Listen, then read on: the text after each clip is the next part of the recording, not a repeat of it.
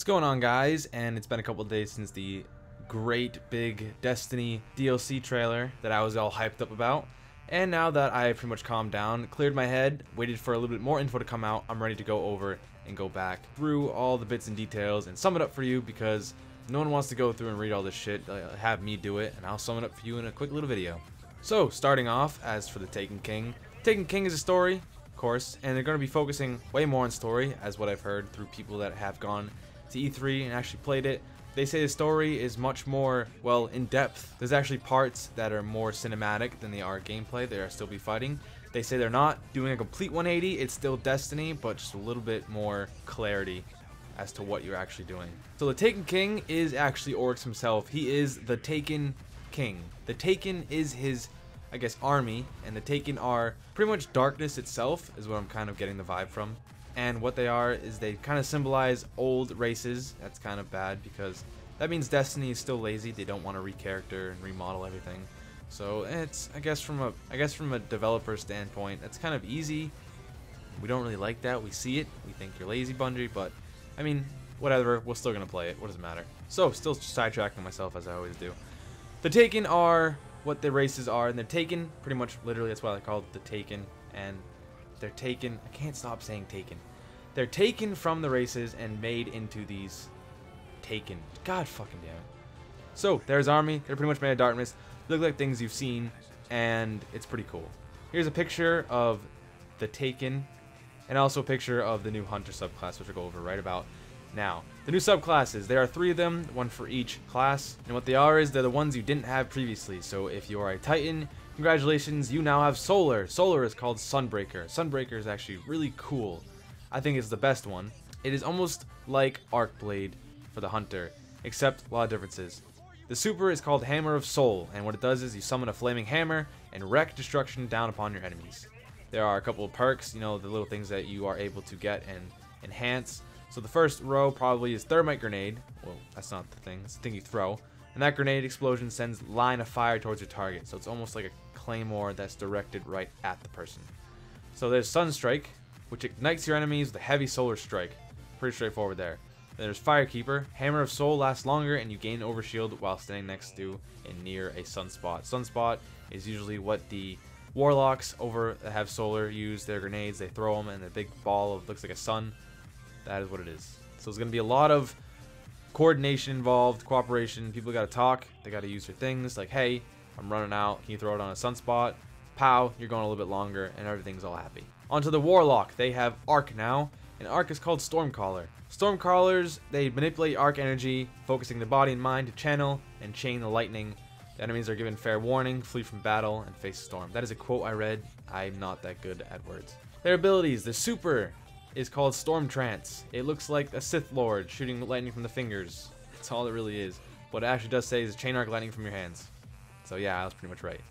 Storm Grenade. This grenade calls down a localized lightning storm. That's pretty cool. I think it's the best grenade so far.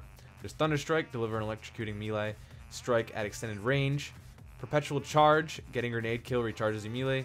Getting a melee kill recharges your grenade. So it's vice versa, works both ways. Don't know if you had to like choose one at a time or it works both. On to the Hunter. Hunters, as you know, did not have Void. So their Void is called Night Stalker, and from what it sounds pretty stealthy. Their super is called Shadow Shot, and as you see from gameplay, if you've actually looked around, or you just look in the background right now in this picture, it is a bow and arrow, which is pretty cool. I love bow and arrows. They're always fun to use in games. I don't know what it is. But they tether a large group of foes to avoid anchor, slowing and suppressing them for your fire team. So this is a supportive class for the Hunter. I know it sounds crazy because 2 out of the 3 supers now are purely to kill, and now they got this one supportive class. So that's pretty good. I'm a Hunter, but I actually think this is the worst super out of all of them. But it would be very helpful in certain situations. That, if you use it right, it could be the greatest thing ever. So, although I say it's the worst, you gotta keep in mind that the other 2 are pretty amazing. There's the Void Wall Grenade. Grenade explosion creates a horizontal wall of burning void light. I guess that is still supportive, throwing it off, blocking off areas. There's Smoke. Throw smoke to slow them down and disorient it within the cloud. Still, again, support, or you just use it to your advantage. Throw it on a C flag, A flag, B flag, and then you just go in and wreck shit. There's Shade Step, gain and evade to avoid damage. That's kind of like an RB or L2, R1, L1, whatever.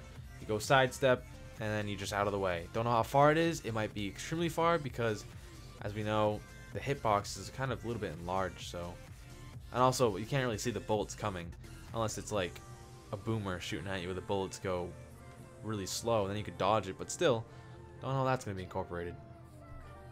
So those are 3 subclasses. They're pretty cool. Getting things different for the DLC. And actually talking about the DLC, The Taken King is supposed to be pretty much in between a DLC and an actual sequel.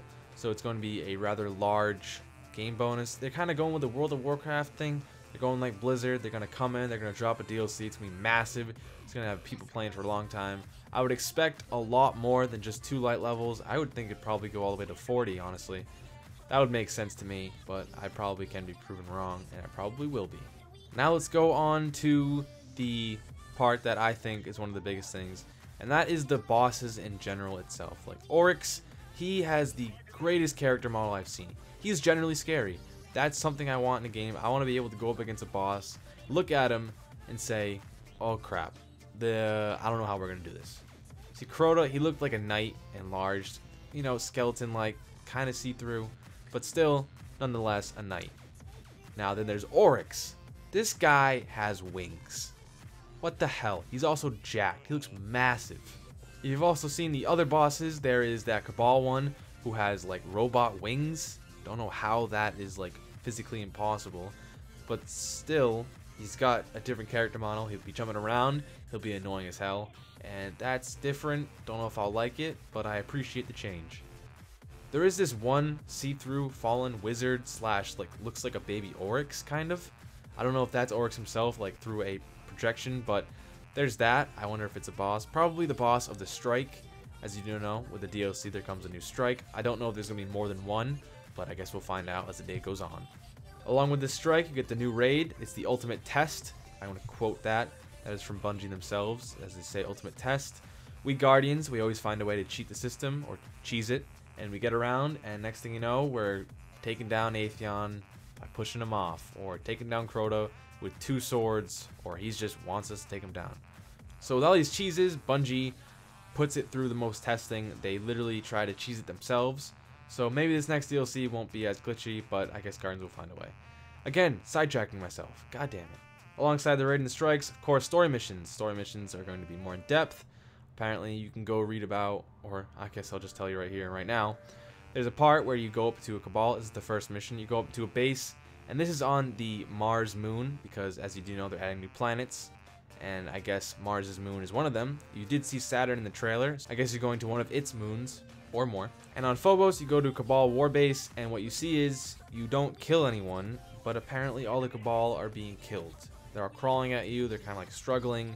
They're dying in front of you. And that's pretty cinematic. It's different. You don't really see that. Usually you just find like a dead Titan Guardian who's been lying there forever, and then Dinklebot comes over and he says a few words. You don't really listen, and that's pretty much story. I just wrapped up the entire base game for you. With this, there'll be more storytelling. I love stories. I love great stories. That's why I fucking love Game of Thrones. Good storytelling. Destiny, not so great. But they're getting better. They're learning, and they still have another 9 years to do so. Also added in this DLC, as I said kind of before, new planets. New planets, as we do know, there is Saturn. We don't know which moon it is, or if it's Saturn itself, even though we all know. Bit of gas. And then there's Phobos, one of Mars's moons. That's pretty cool. And hopefully, I wouldn't doubt it, but I would doubt it, that Mercury might be added into it. I don't see why not. We've been to Mercury a couple of times. I mean, the map for the first Trials of Osiris week, that map has been out for a really long time. It only makes sense that we'd be going there because they actually have a hub there. So it just seems right to me for them to add it in now. And one of the most obvious things is, of course, new weapons and new armor. And also PlayStation, you guys are lucked out again. Destiny is still going on and doing exclusive for you guys. Although us Xbox people, we are getting all the exotics that we weren't able to get for this past year on September. But it's not enough. We will be getting Hawkmoon. That's awesome. But still, PlayStation's going to be getting all the exclusives. The Taken King will be priced at $40. It seems right because 20 is DLC, and then there's 60. And this is the part that I thought about really hard. So far, if you're me or anyone else that's actually played Destiny and enjoys it, you bought in the 2 DLCs, House Wolves, Dark Below. Those are both $20 each. I bought the season pass. That's $35, only $5 less. And now we're getting the Taken King. That's $40, $75 in all, or $80 if you didn't get the season's pass. That's $80 a year at the pace that we're going. We're kind of paying a subscription for this. Think about that. And when I think about that, hope you guys enjoyed. That's pretty much all I have to say about it. The trailer is the trailer. I said I would break it down in the last video, but my mind's constantly changing, and I kind of always scrap ideas. So that happened, and this happened. But anyway, guys, that's been it for me. Hope you guys enjoyed, and I will see you guys in the next one, whether it's tomorrow or in a week. Probably in 2 days. Adios.